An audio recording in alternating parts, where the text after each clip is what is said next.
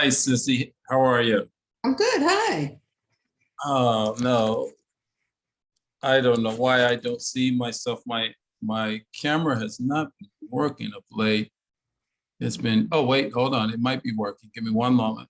There There we go. you So go. Yay. I was it going to was turning say, on the video. go out and come back in. That's what I tell people because, sometimes it works. Well, thank you so much for meeting with me. I mean, that was very quick. I thought you'd take like a month to respond to me or something. No, no, no. That is absolutely not necessary. I'm one of those people who do not use a certain phraseology that I hear on my end way too often. That is, I don't have time to fit it in my bandwidth. Well, the truth of the matter is, bandwidth is really an idea. It's not anything concrete. It certainly isn't anything that should hold us back from being productive and getting things done. So it'll be my Right. pleasure to fit in this time Right. with you. Well, I appreciate it so much. I can't express how much I appreciate it, but blessings to you for meeting with me. Thank you. Now, I do interviews all the time. I have my own YouTube channel that doesn't have a lot of followers because I'm not doing all that stuff to whatever you're supposed to do. I just like talking to people. I like talking. It's called CC on Air. Then I also am a host on two programs for a network called WONI, and it is specifically catered toward our people. One is a music show dealing with musical artists, and that's called WONI Music Box. Then there's another one called WONI Community Focus, where we focus on entrepreneurship and ministry. So with that being said, I have a show, well, those two shows air once a week on WONI. I am one that has a lot of inventions in my head, and as you know, a lot of us do. And what is I think it was Les Brown said that the thing about the graveyard, many inventions die in the graveyard or whatever because we don't get them out. I think a great number of us don't know where to start. And you may run into people that know how to get you started, but the dollar amount is just so astronomical that we just kind of put it to bed and don't even think about it any longer. So I know personally, I've been chasing Lonnie Johnson for years and have not been able to catch. I have his phone number, but still I keep running into his assistant or whatever and have not been able to get a hold of him. So I think that there's a great number of us, especially in this time where COVID has caused people to really use their minds and think and decide that they want to do something else outside of their 9 to 5. So I think that we need inspiration. I think that we need direction. And I think that you and your platform are the one to give it to us. Amen, sister. I'm all ears there. Well, interesting enough, speaking of my good friend Lonnie Johnson, if it's important enough for you to get a voice with Lonnie, I will do my best to help you make that happen. Lonnie happens to be part of the tour that I'm engaged in right now, nationwide, both virtual as well as on-site tours, whereby we show the film, my film, The Gathering, and then we follow that up with a panel discussion on issues of DEI, innovation, all matters pertaining to our creative genius in the space of various industries, and more poignantly with Lonnie and the other inventors in the space of the toy and game industry, an industry that has pretty much kind of ignored their magnificent contributions from day one, Lonnie's time, and even prior to Lonnie, through my good friend, Charles Chuck Harrison, the inventor of the second version of the Viewmaster. Oh. So yeah, it's I liked the Viewmaster when I was growing up. Oh yeah. You grew up on Charles Harrison's version. He designed that Viewmaster in 1958, the year I was born. Wow. And what it was, the short of the story is that he was not the inventor of the product, but he is the one that designed the version that the present day world as well as your generation and my generation grew up on. Mhm. And as such, he pretty much gave it the Madison Avenue spin, the human-centered focus on easeability, ease of Mhm. use, and Mhm. excitement, Mhm. all of those things related to making something attractive to a general audience. And as such, it has become one of the most fond, sought after toys ever made and Mhm. designed, and is in the Toy Hall of Fame. Wow. And Chuck Harrison was my college mentor, by the way. Ah, okay. Yeah, he passed a few years ago, but his son has joined the tour. So Okay. his voice is being heard through his son, right? So Mhm. this is how we pass on the messaging. Mhm. And that's pretty much the mission of the Inventors. It's called the Big Tour, BIGG. Mhm. And it's coming to an HBCU near you in the future. Well, I'm in St. Louis, so when is it coming to St. Louis?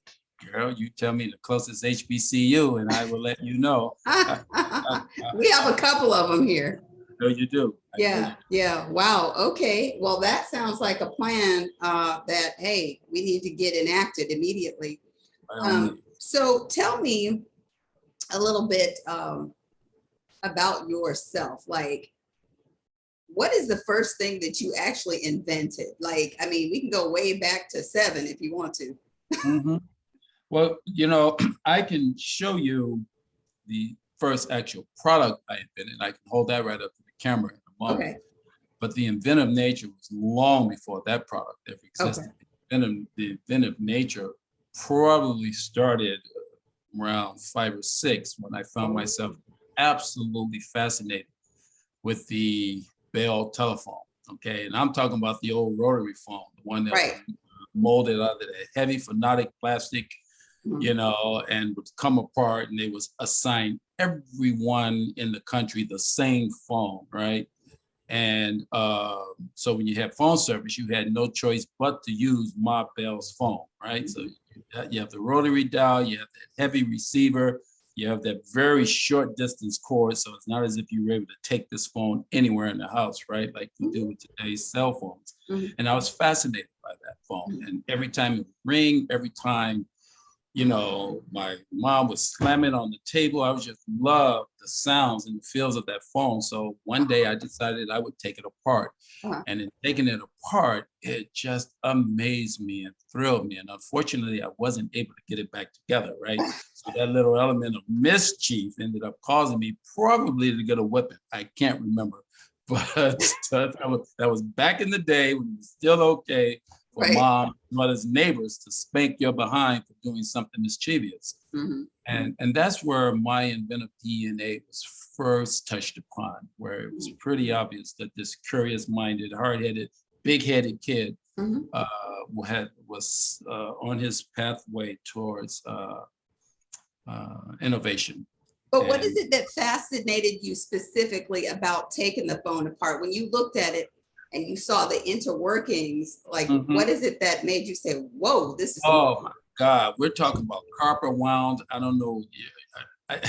I'm not going to even try to date you, uh-huh, but if you've ever taken one apart, it's uh-huh, amazing. You got this copper wound transformer, right? You got this real bell. There was a freaking real bell in there that would vibrate right, and when the phone rang, right? right, right, And all of that stuff. It was like a whole world, like a kid in a toy factory. And right. just, yeah, absolutely, absolutely fascinating.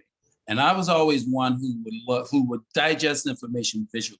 You give me a book to read up on it, I throw the book aside and I learn about it just by looking at it, right? I've Right. never been one to read instructions. I have never ever put together anything by reading instructions. In fact, the few times I've ever even tried to read lengthy instructions, that's when I got it wrong and had to end up taking it apart. Right? Yes. I'm that type of person. And Yes. that type of skill set and visual awareness and mindset was tested Mhm. back then at the age of 6 and 7. And it Wow. just put me on this quest for wonderment, so to speak. Mhm. And then from there, I started matching that with a little bit of sketching and doodling ability. But Mhm. don't get me wrong, I had my muse. My muse was my oldest sister, Doris, right? Okay. She was 9 years older than me, Okay. and I could not do any wrong. Trust me, I could not do wrong. I can swear and curse in front of her. I can punch out the little kid down the street. With my sister, I couldn't do any wrong. She would just support me and love me and stroke me and cuddle me and the whole 9 yards. So the first time she saw one of my sketch doodles, which was like of a Peanuts character, she looked at it, and to her, it was the Mona Lisa. She looked at it and said, babe, that is great. You should submit that, right? So once she encouraged me so much, one day, it turns out in the newspaper or some candy I bought or something in the wrapper was an opportunity to do a drawing and win, I don't know, $1 or $5 or whatever. And I'm still young and impressionable. And I took it to my sister Doris. She says, yes, you should do it. You should enter. You should do it. So I did it. I took the wrapper and I had her read the instructions, whatever. And I did the sketch. I did the doodle. And I sent it in and I won. Whoa. Right? And I'm saying, oh my goodness, this is exciting. To me, the drawing was probably a piece of crap, but to my to my sister Doris, she got all excited. And so I got that and I won, lo and behold. We all needed Doris in our lives. Hey, listen, she was there for me every step along the way. So I'm going to take the next 2 minutes just to tell you all of those steps, right? So the next opportunity came when I get to 8th grade or 7th grade. I can't remember. I believe it was 8th grade. And I get a chance to enter into a contest to design the school's newspaper. Now, at 8th grade, they were doing the school newspaper. They hadn't done one in years, so they were going to bring it back. So they put forth the challenge for someone to come up with the name and the logo. So I entered into the competition on the behest of my sister, who was encouraging me to enter. And lo and behold, I won, right? So the school's newspaper in 8th grade is named after whatever name I gave it. I honestly can't remember. And the logo that I came up with, right? So you fast forward. Now you get to high school. And the exact same challenge repeats itself. This time, I remember the name, and you're given an opportunity to name the school newspaper and design the logo. I huddled up with my sister Doris again. She says, go for it, babe. You're going to do it, blah, blah, blah. And sure enough, I won. Okay. It was called DuSable Panthers. DuSable Panther, it was called Panther Express. I apologize for that because I went to DuSable. DuSable was one of the largest all black city schools in this entire country. At the time. It was named after the explorer John Baptiste Point DuSable, who literally discovered Chicago, but that's another story. And so I went to that high school. And so, and the mascot name is Panther. So I called it Panther Express, did the nice logo, and I won, okay? But it doesn't stop there. Fast forward to senior year in high school, right? And I get a chance. This time I'm asked by the dean of whatever, the principal, what have you, I'm asked to enter into this statewide competition to design the state flag for the Student Scholarship Association. So you have to come up with the theme and a mantra, okay? So, and this is statewide, right? So the stakes are higher. So I huddle up with Doris again. She says, oh, go for it, babe. You're gonna be just fine. So I designed the logo, I designed the flag, I designed the emblem, I designed the mantra, serving the better needs of today's students, Illinois State Scholarship Association, serving the better needs of today's students. And guess what? I won. Okay, so here you go. You got Peanuts at 7, right? You got 7th grade newspaper, you got high school newspaper. Now you have the state flag, and you win all of these things. And I'm just beginning. Because you know what happened from that point? I get to grad school. I'm thinking I'm big stuff. And my graduate advisor tells me I rank a freaking 0 compared to the other graduate students, right? I rank a 0. So I'm down in the dumps. I'm all upset and depressed over this white guy telling me I rank a 0 and I had no business being in grad school, right? And the only reason I was really that much in despair is because just 5 months prior to that, my senior industrial design professor suggested that I change careers. and that perhaps there was no career pathway for me in industrial design. Okay, so within a span of 5 to 6 months, you are hearing two professionals in the field that you aspire to be in tell you you're on the wrong pathway, right? And in both cases, I heard with my sister and she's encouraging me, hang in there, hang in there. And then after my graduate advisor said, no, you rank a 0, you have no business being in this program, da da da, la la. I go home to my sisters and I'm sitting down having a bowl of spaghetti or whatever at her desk. And she says, no, hang in there, Jane. She called me Jamie. And she goes, you know what you should do? You should report him. Don't sit on that. You should go and report him, whoever you can report it to. And I did. The very next day I went and I reported it to the chairman of the department. This guy had a hearing. And as a result, I don't know if it was a direct result, but I learned at the end of that semester that he was turned down for tenure. Oh, this guy picked the wrong freaking time to tell this big-headed, natural, full of hair kid from the south side of Chicago that he had no business being in the program. I could have lived with that, but you don't hurl a freaking insult telling somebody they rank a 0 compared to all the other white European graduate students. You just don't do that, okay? And that's where the buck stopped, right? Right. So Doris, I mean, they ended up giving me another advisor. Okay. Right. They took me away from him. They put me under the guise of Don Dimmitt. And Don Dimmitt was looking at the same graduate project proposal that I made to my previous advisor, who told me I had no business being in the program. Don looked at it and says, are you kidding? This is good stuff, James. He says, in fact, I think this is so good. I'm going to recommend you enter this project into an international design competition. So there you go. I'm saying to myself, oh my God, talking about a roller coaster ride, right? You have two guys in that profession tell you back to back, you have no belonging here. Now you got this guy telling you that what you're on the precipice of doing was worthy of entering into an international design competition. Whoa. So I'm saying to myself, okay, so naturally, let's see, who do I go to and have this conversation with? Doris. Doris, yes. And she encouraged me to do it. So I threw my hat into the ring. In fact, you had to pay to enter this competition. It's not like I had a whole lot of money. I think you had to pay $75 or something. She may have even given me some money towards it. But I paid to enter into the competition. Wow. Spent the entire year and a half working on my thesis project. The whole time my sister Doris is there encouraging me. And one fateful day, I'm sitting down over that same bowl of spaghetti. And I had just come from my research facility at a child development research facility. And I met kids with heads this size. I met kids with physical impairments. I met cerebral palsy kids. I met hydrocephalus kids, muscular dystrophy. I mean, they just cut right here to my heart. And I left that place saying there is something that this creative, big-headed mind can do for these kids. I just don't know what. So I'm sitting down over a bowl of spaghetti and I'm explaining to my sister, there's one particular kid in which I saw the therapist trying to control his head movement. He had profound cerebral palsy and the therapist was setting him up in the conventional manner in which you conduct biofeedback at the time. You're setting him up in the chair and this kid's head is wailing everywhere and the therapist is just getting nowhere.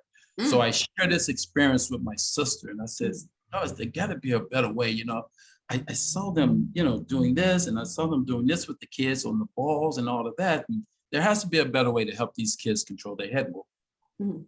So I do this sort of rough sketch and my sister looks at it and she goes, babe, why don't you take the kid, lay him on his stomach and put that thing in front of him and let him follow some lights. And there was just this weird, out of nowhere suggestion from a mother who had raised 4 little boys all on her own, right? Who had coddled her baby brother, Jamie. And out of nowhere, she comes up with this eureka thought, right? Okay. And I said, you know what? Yeah, it's not a bad idea. So I started sketching and doodling to make a long freaking story short. After I graduated from grad school, 3 months later, I get a call from my mom, and I'm at my studio apartment now, thinking nothing about, this competition. I already handed it in. I ended up designing and making a prototype and the whole 9 yards. 3 months after the semester's over with, I get a call from my mom. And she says, you got a letter here at the house, because I was living with my mom at the time. I just moved into my studio apartment. She says, you got a letter here at the house from this. No, I just lied. She says, you got a call from the school. That's what. Oh, okay. Says, you got a call from the school. And because I hadn't even given the school my new number, they still had my mom's number, and they want you to call me.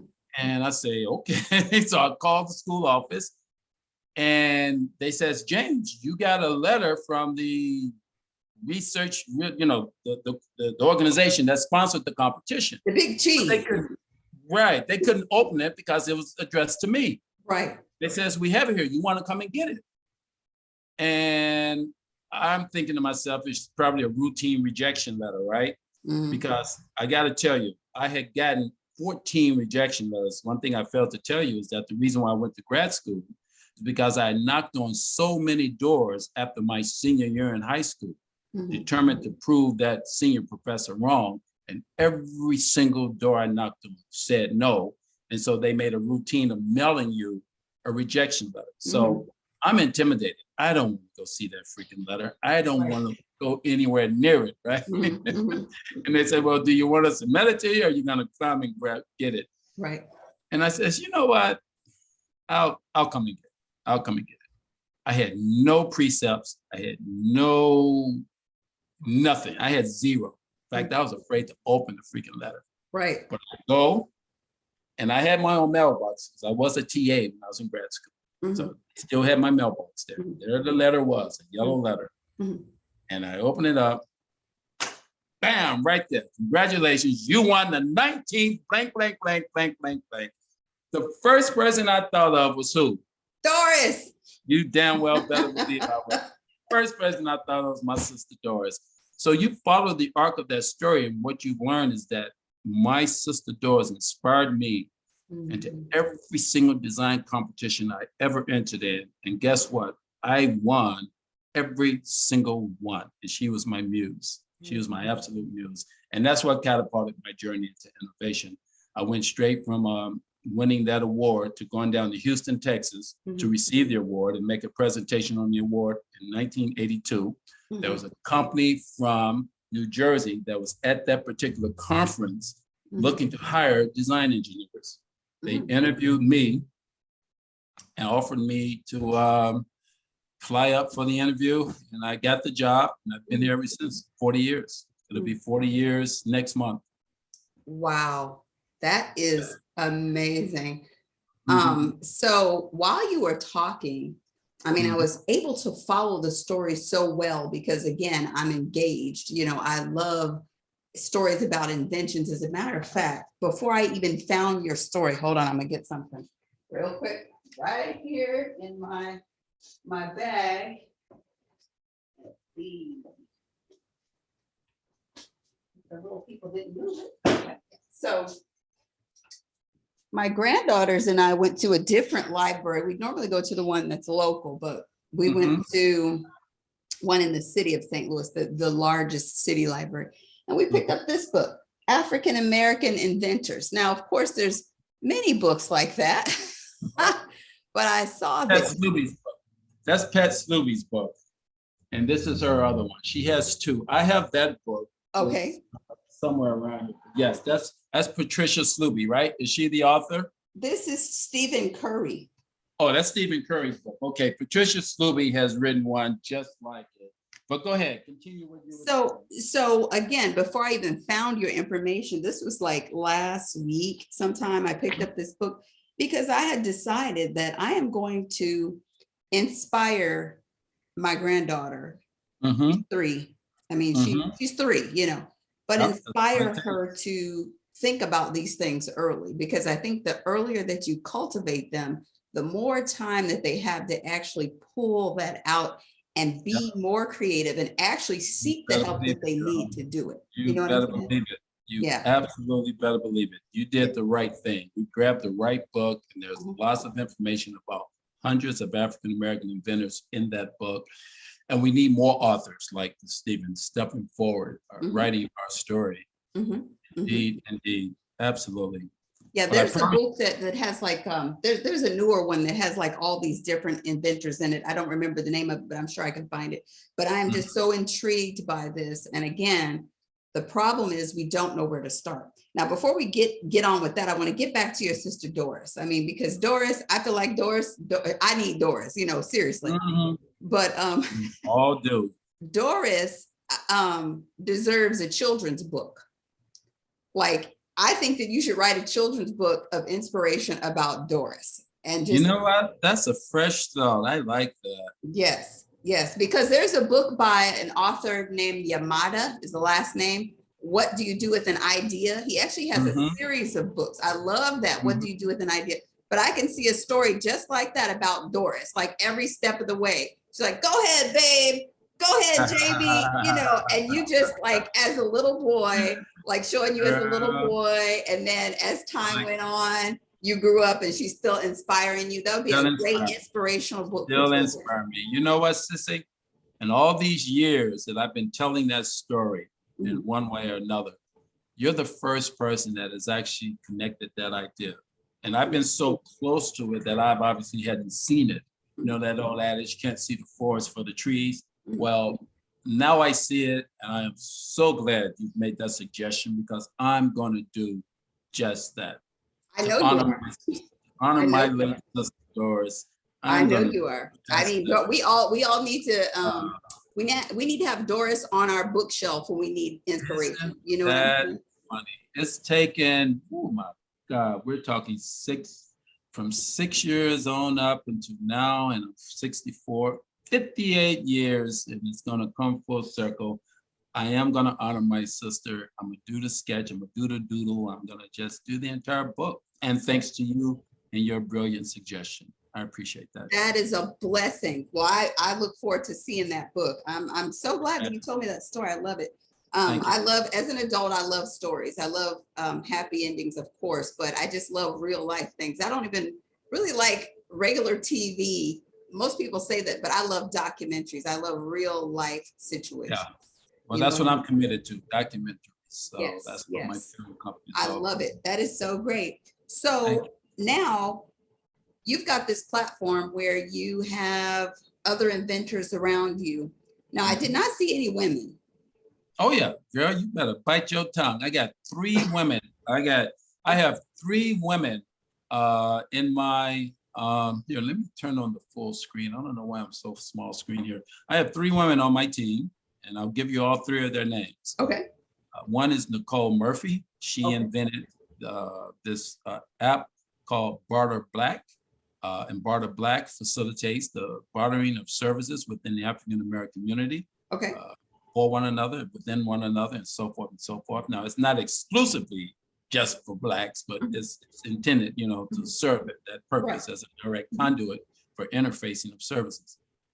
And then I have Adrienne Smith. Adrienne Smith is the face of women's football today. She's won 7 championships. She has 7 championship rings. She just acquired her 7th ring just last week.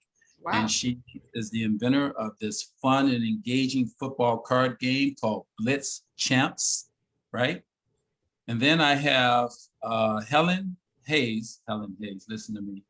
Helen will kill me if she knows I'm stumbling with her last name. But but I have Helen, who is the inventor of the Jotted Down board game. Okay, and I can show that to you. 1 second, I'll be right back. Okay.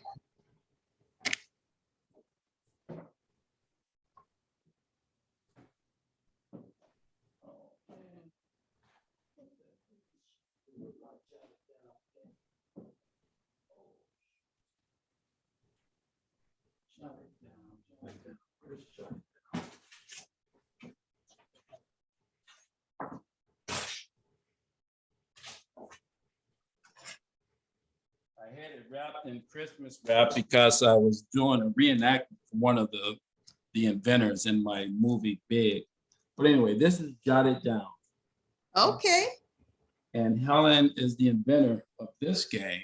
Okay. So we have three sisters that's joined our tour, and I'm going to be adding one more sister to our tour. So we're going to have four females, and we have 11 guys. So there'll be 15 in this tour. And what we do is we commit ourselves to showing the film and then having a panel discussion.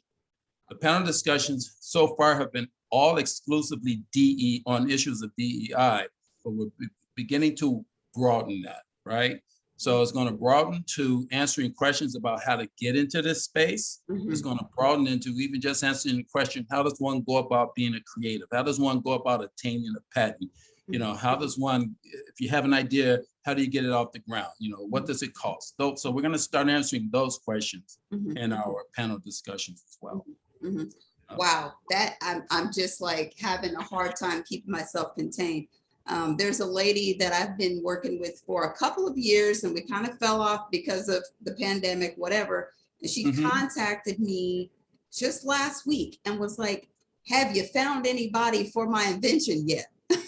Because she claims it's a multi-million-dollar idea. I've been working with her, but still don't know what this thing is. It's something in healthcare, because of course she doesn't want. She's very guarded. She's very guarded, and Yes. and I can respect that. Everybody has a right to be as guarded as they need to be, and that's okay. That's okay. That's okay. Yeah. And by the way, Helen's name was Harris. Harris. Okay. Harris. And so we have the three sisters. We're about to add a fourth, and again, we're doing this nationwide tour. The next one is actually going to be in New York in a month during Harlem Week, where we're going to be assembling 5 or 6 of us and showing the film at a local theater in Harlem. And then the next one after that is virtual. That's going to be a virtual one at the New Jersey PAC right here in Newark, New Jersey. We just come off of one in Long Beach, California at a toy fair called Astro, American Specialty Retail Association, Toy Association Conference. And yeah, girl, we're kicking some butt and taking numbers later. So are you looking for new inventors or other people to add to your panel? Well, you know, we're always open to adding, but what we want to do now is just keep a controllable narrative and a manageable narrative. So right now we're fine with what we have, and at the appropriate time, I think collectively we'll know when it'll be appropriate to reach out for an even broader span. Like I got a brother named Steven Slott who has done some amazing board game designs and so forth. He wants to join in on the panel. What I'm trying to do right now is control the narrative of my big movie. Now, I don't know if you've seen The Gathering or not yet. I have not, and that's what I wanted to talk to you about. Like, how do we actually view The Gathering? I'm going to forward The Gathering to you so that you can share it with your audience, okay? It's easiest access point right now is called Film Freeway, but I'll send you the direct link so that you can utilize it in your audience. And I'm also going to send you, because you won't be able to download it from Film Freeway, but the beautiful thing about the Film Freeway link is it tells the whole story in writing. I'm also going to send you the direct footage, the actual downloadable footage, okay? So for you to use. Okay. And it's called The Gathering. And The Gathering occurred back in December 14th on my mom's birthday, bless her soul. And it was all of us were in Washington, D.C. And if you could share, do me a solid and give me the screen sharing capacity, and I'm gonna show you the picture that we took. I think all you do is press share screen on your side. No, if you're the host, you have to give that to me. So you go to screen share and you push down allow sharing, and then I'll be able to share it. Basic advanced files, screen. No, I don't see allow sharing. See the green button that says share screen? You don't see that? Yep, I've pressed share screen. All right. And then there's a white button right on the side that allows you to have like a drop-down panel or something. And it should be this is what I'm gonna do. I'm gonna ask, I can't even request to be host. That's interesting. You don't see that button?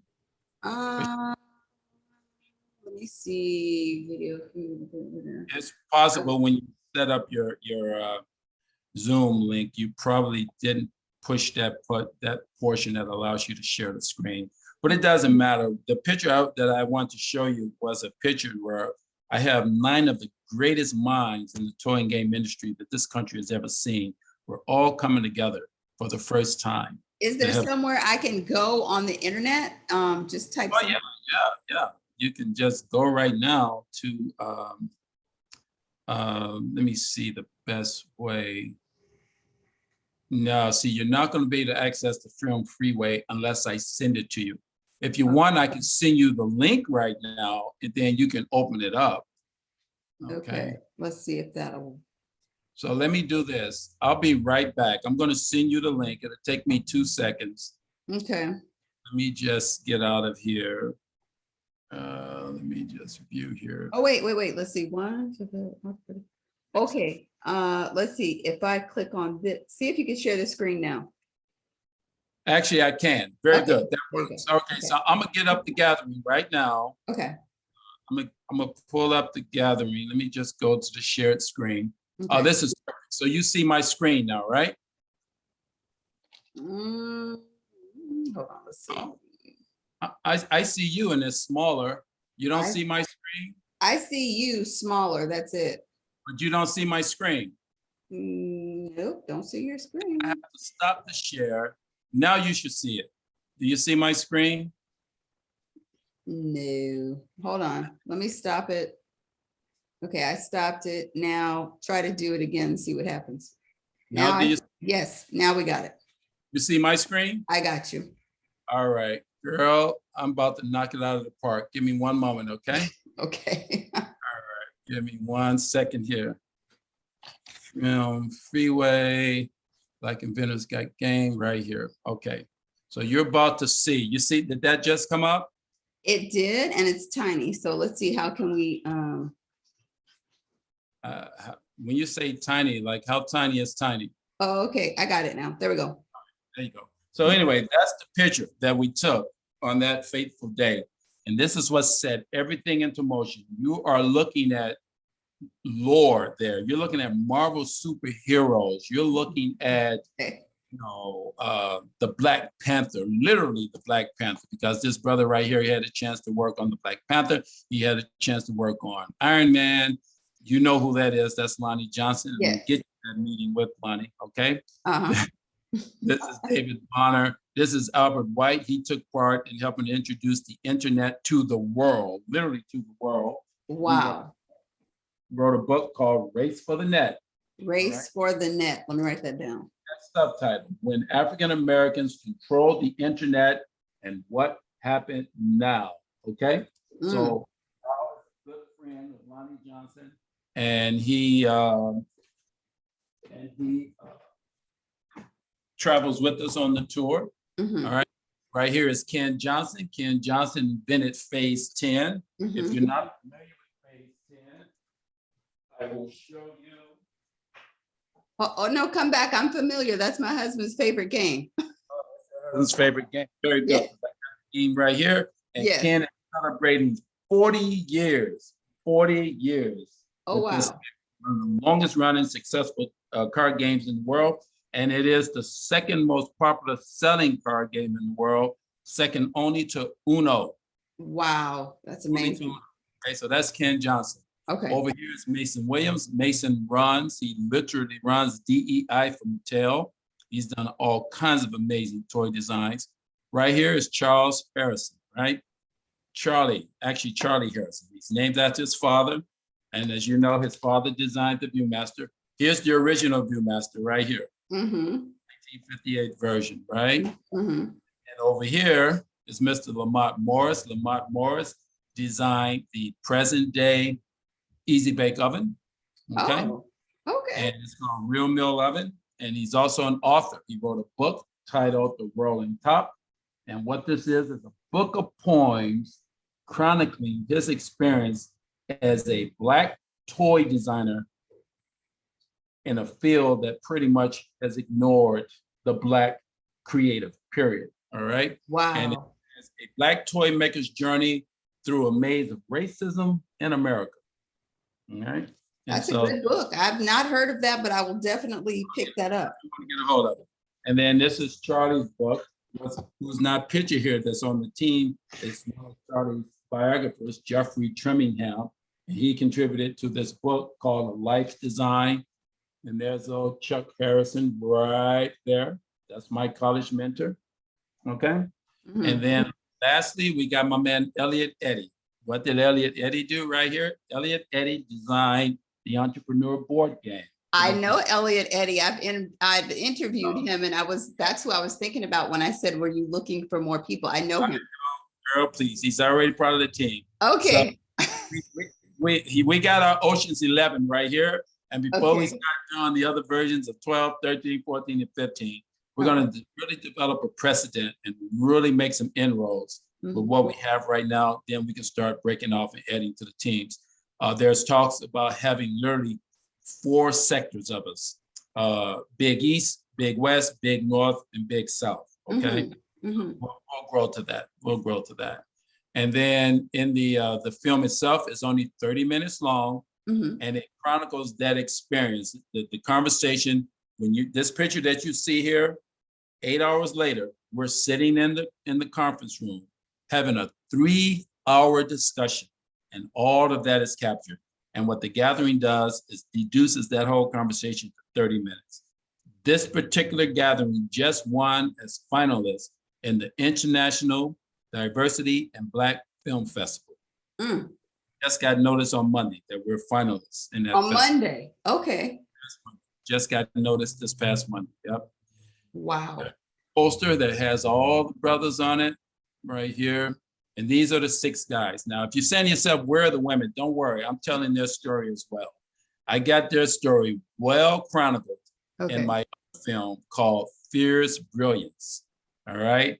The amazing contributions of African-American women with a focus on science and technology. Nicole Murphy is in there. I got Erickson in there. I have Arlene Simon in there. I have Tamara Bainham in there. If you've seen any of my short videos, Tamara Bainham was the last one I had shown, who had answered one of the questions. She is a brilliant inventor with a medical company, and she has over 45 patents in the field of cardiovascular and related products. I have some amazing women. There are 8 total, including Adrian Smith, and that is called Fierce Brilliance. And I've done all the development work and everything. And right now it's in conversations with some potential suitors, including the Gina Davis Institute. My agent is talking directly with her about picking up that particular film. So yeah, we're kicking some butt. Wow, that is amazing. Let me go ahead and stop the share here. And again, my wheels are spinning because I just always think about, well, who do I know that could make that connection? Do you know the young man? Well, he's not really that young, but he made the film Black Wall Street. Yeah. You know him? Yeah.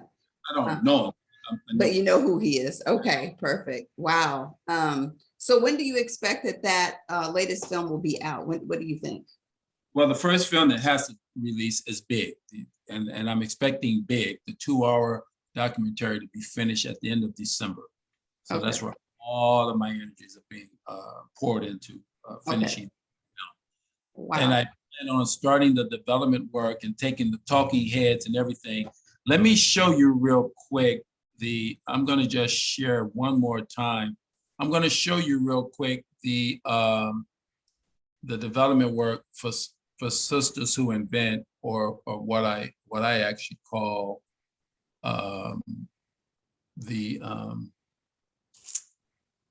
okay, let me see here, Gmail. All right, I just want to go into my Gmail real quick. That's not what I want. That's what I want. Okay. Give me one moment here, and I'm going to go into my drive here. Okay. And I want to show you the one with the sisters. We've been looking at too many brothers on this thing. We need to see some sisters for a change, right? Absolutely.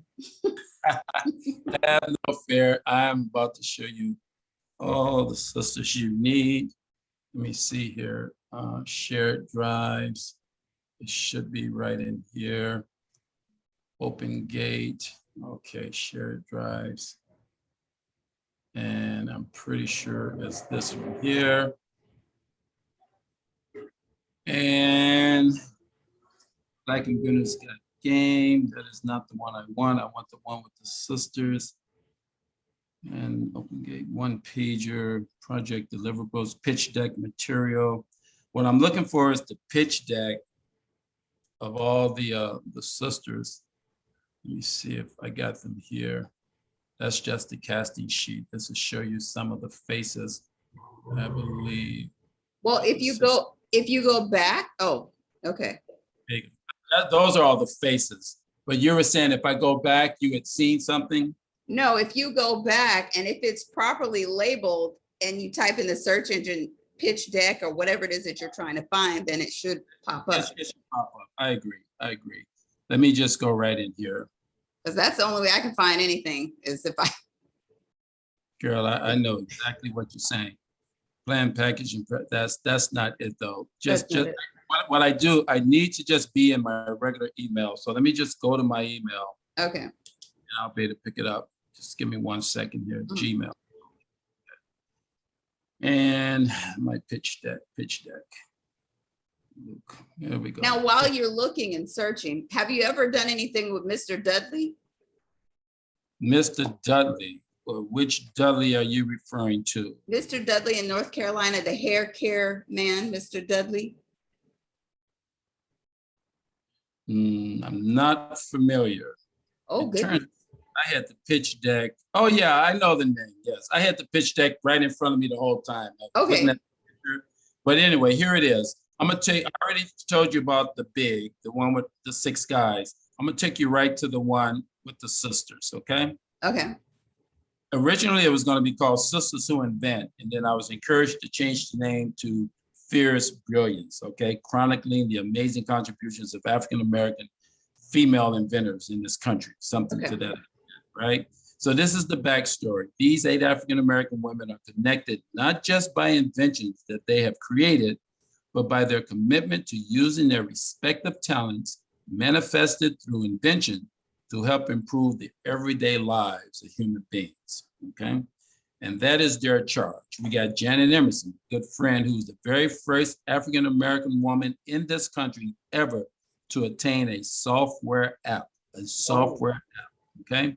We have Angie Jones, right? Angie Jones attained the title of Master Inventor from IBM. That is hard to do. She is one of the few Blacks, period, that have that title. And I believe she was the first Black female to attain that title. Master Inventor, 26 plus patents with IBM. There's Tamara. I already told you about Tamara. This is Dr. Ayanna Howard. No relations to me. I'm still trying to persuade her to let me, she's given me a tentative answer. You know, when you get to that point and you're ready to start taking talking heads, get back to me and I'll let you know my situation type of thing. So I'm keeping her in there and keeping my fingers crossed. But Dr. Ayanna Howard is a master in artificial intelligence. She has designed toys that teach and train Black kids how to read, write, and all that stuff, and educational toys for children. And she's also the Dean of Engineering at Ohio State University. Wow. Great lady. There's Nicole Murphy. I told you about Nicole. She's part of the team. She's the one that designed Part of Black. There's Adrian. I told you about Adrian. She's part of the team. And she has the patented card game Blitz Champs. I told you about April Erickson. April is the absolute mastermind at NASA. She's a great NASA engineer. And she has a single patent. That patent is on one of the world's smallest satellites, one of the world's smallest miniature satellites. And then we have Sister Sherelle Mosley, and she right now is actually preparing her video for my short series. She answered one of those questions, and she's going to appear in the video. So she'll be on LinkedIn very shortly. And this sister has been chronicled by ABC, Good Morning America, the whole 9 yards. and she has a very versatile handbag that does all kinds of neat things called Minky Blue bags. So there you are. I got the sisters in the scope, and that's going to be my next documentary that I start putting energy into. Wow, that is amazing. So do you have an email list where you're emailing people all the time about what you're doing and updating people on new discoveries, or no? Well, I have a following, obviously, on LinkedIn. Most of my messaging has been through LinkedIn and through the website itself. But I don't have and I also have Instagram account where we're downloading the short videos. Now, I keep mentioning short videos. Have you had a chance to look at one? Because I have not looked at short videos. I did see that picture that you pulled up of the dream team. I did see I like that. Yes. that reference. All right, when you get a chance, go on my LinkedIn, Mhm. check out the videos. I got 9 of them on the thing. The latest one was the one with Tamara Bainham. I've chronicled every inventor from not Madam C.J. Walker, from Gladys West, the inventor of the GPS, to Lewis Latimer, to Elijah J. McCoy, Mhm. to Jan Massinger, who invented the machine that connects the upper to the lower, elastic machine that manufactures shoes, Mhm. to Thomas Jennings, the first African-American ever to be awarded a patent in 1821. And he got the patent for inventing dry cleaning. Wow. Young lady, our inventive experience is so massive, it's scary. It Yes. literally requires its own space. So as a result, my primary mission, even ahead of my film Big, Mhm. is to design and build a museum Mhm. called Black Inventors Hall of Fame Museum and STEM Learning Center, Mhm. right? And so what happens there, I'm going to just show it to you real quick, and you're going to be fascinated, absolutely fascinated. It's opening up now. You're going to see the concept sketch in 2 seconds. I'm going to get back here. I'm going to go in and share that screen again, pull up the rendering, kill this. You should see the rendering now, right? Yes. Okay. Welcome to the Black Inventors Hall of Fame Museum and STEM Learning Center. This museum, inside 2 years, we're going to break ground in the city of Newark, New Jersey. And this museum will be the first and only one in the entire country, right, dedicated to the inventive genius of the African-American inventor in this country for the past 400 years. Yes, that's how far back our inventive genius has been, 400 years. That's amazing. And this is going to be in New Jersey. Okay. Newark, New Jersey. Yes, Newark, New Jersey. Okay. Wow. And this is the basic program.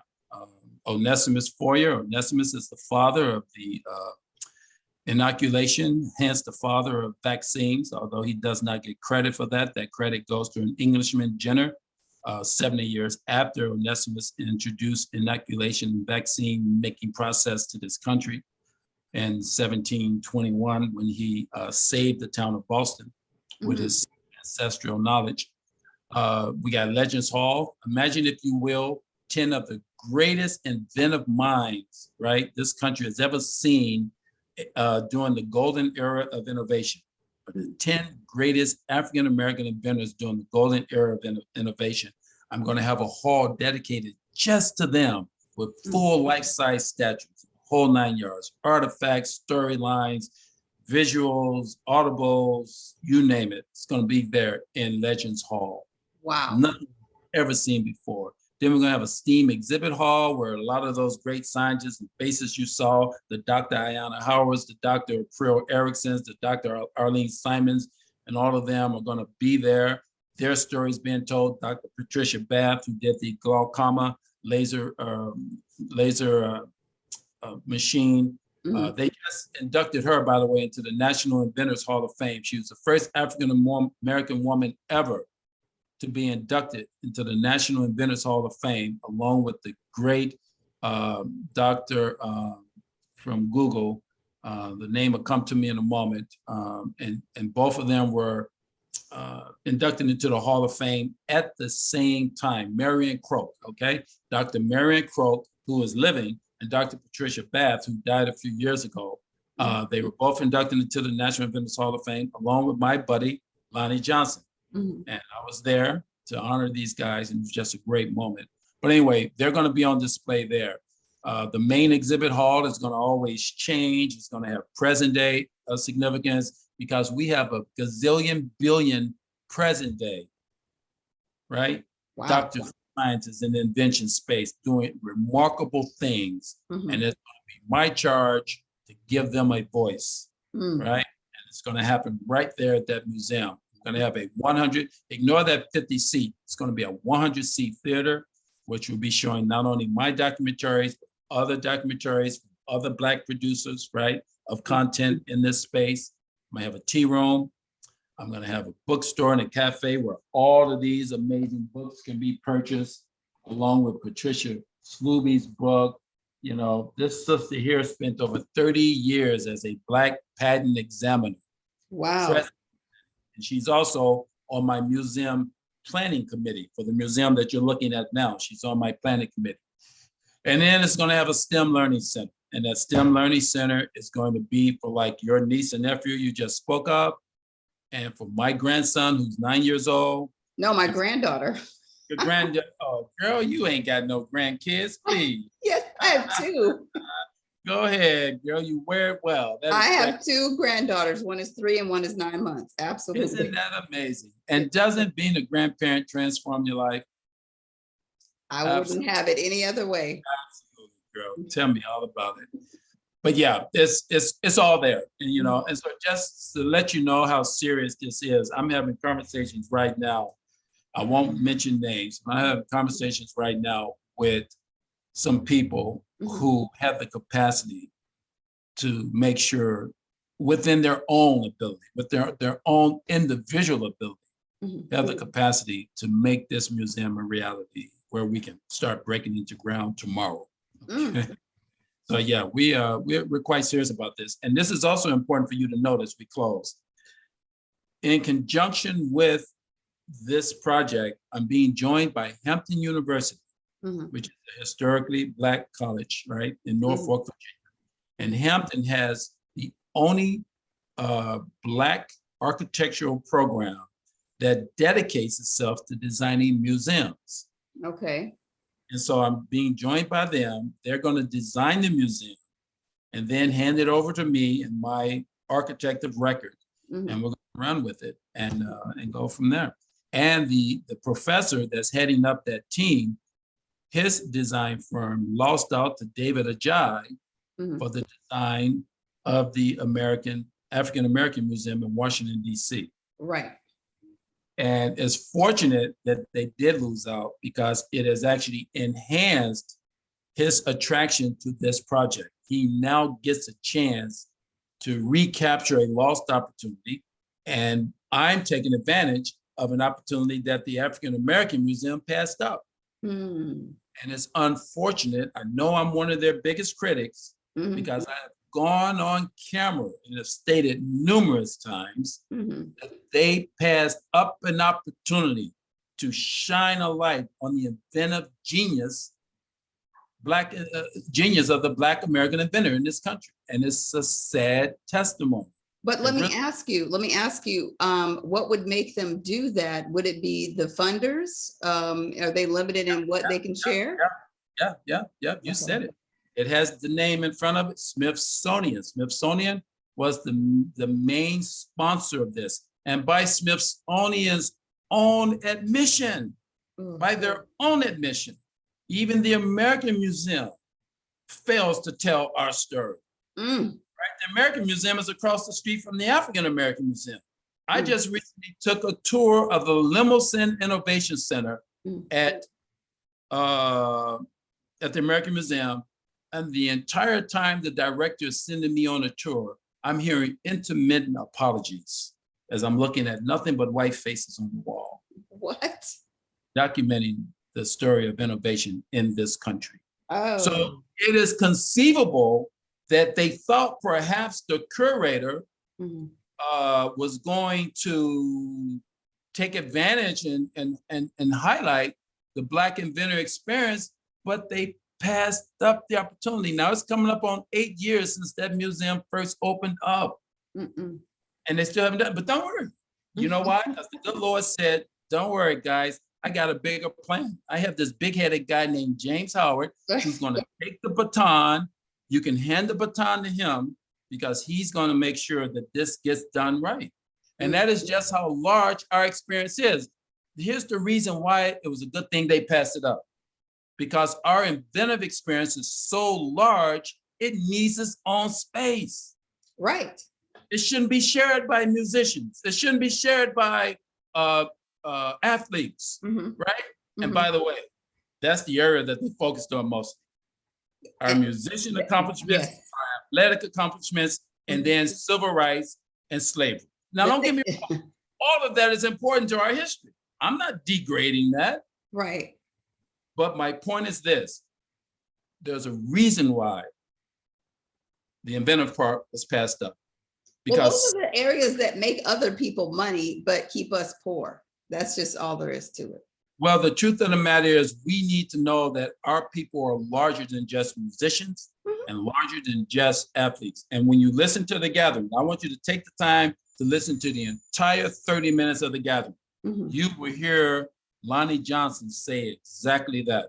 And that what the work that I'm doing right now will allow for that message and that realization to come full circle to the public. So yes, that's my primary mission right there, the African American Museum, and Lord willing, 2 years, we'll be talking about, you know, making reservations to bring your grandkids to that site. Right. And looking at all those faces that look like them. That is very I important. talk too much and I apologize for that, but I get excited. No. You did not. I called this meeting so that you could talk, so that you could explain, because again, a lot of us have ideas swirling around in our heads, but we have no idea how to get started. And some have contacted people who say that they were, former examiners.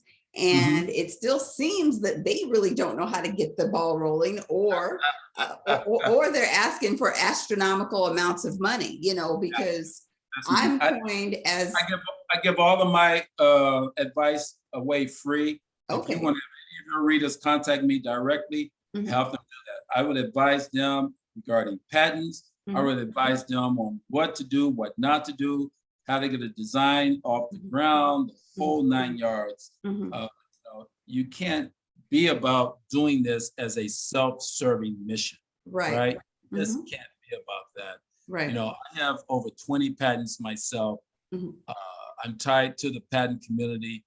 And if someone wants to pick my brain and ask me a question regarding that whole process, and I'm also interested enough directly tied into the infrastructure of patents today. This is just a paper that came from my good friend Ray today, who runs the United Inventor Association, where he was talking about the difficulties that people experience with their patents when they have to go to the appeal board, right?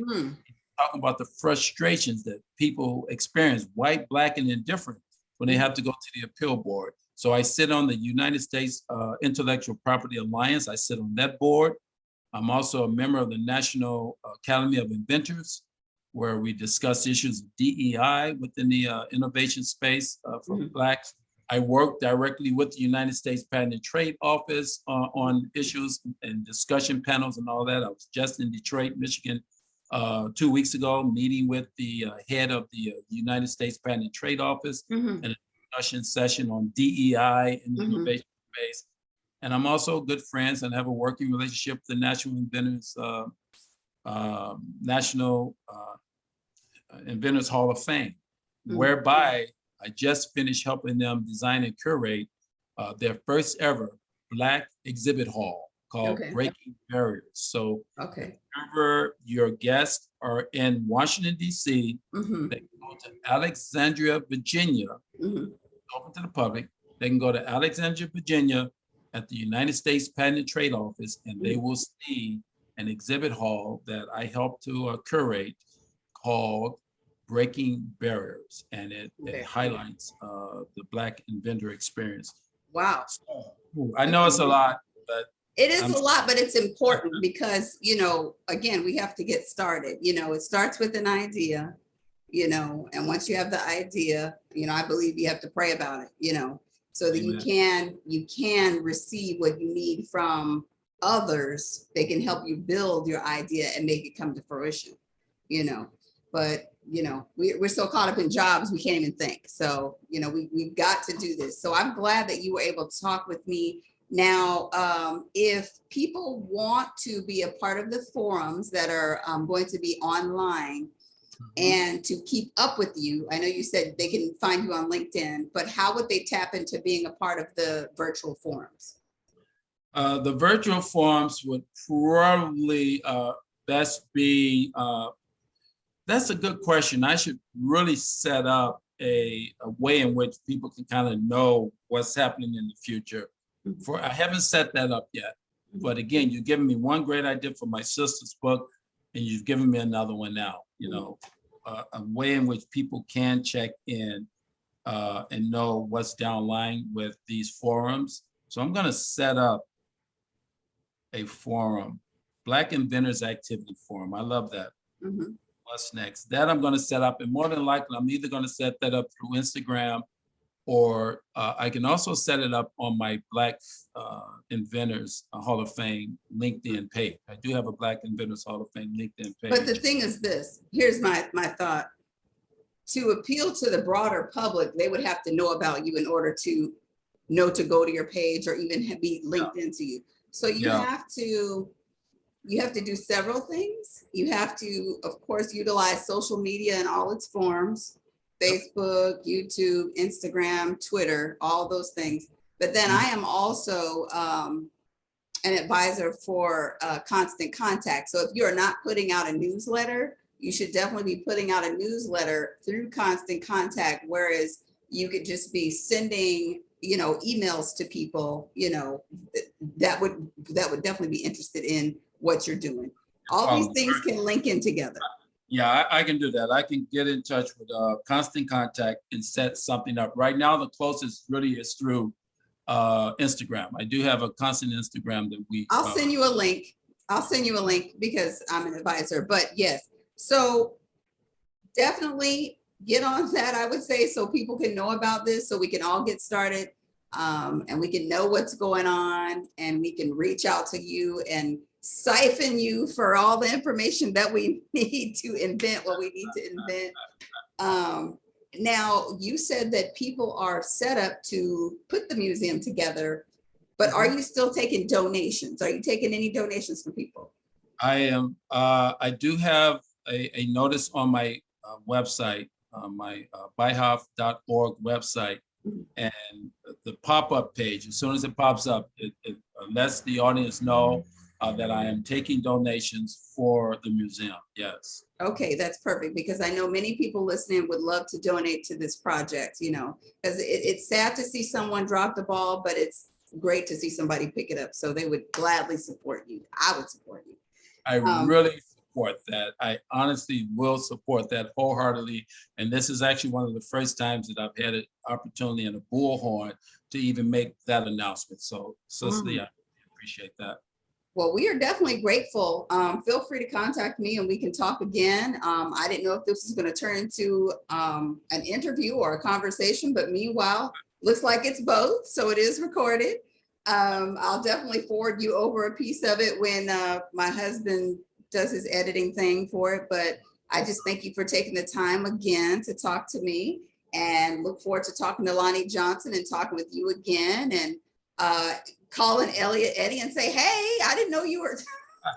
I had no idea. Oh, man, Elliot. Yeah. So all these things are working together, and I'm just so appreciative, and I'm excited to see what's going to come in the future of all of this. But thank you again for talking with me. I appreciate you so much. Sister, measure for measure, could not have been a better pleasure than to have spent this past hour with you. I appreciate you. Yes, we will talk again very soon, okay? Thank you. Take care. Okay, have a blessed weekend. Likewise. Bye-bye. Bye-bye.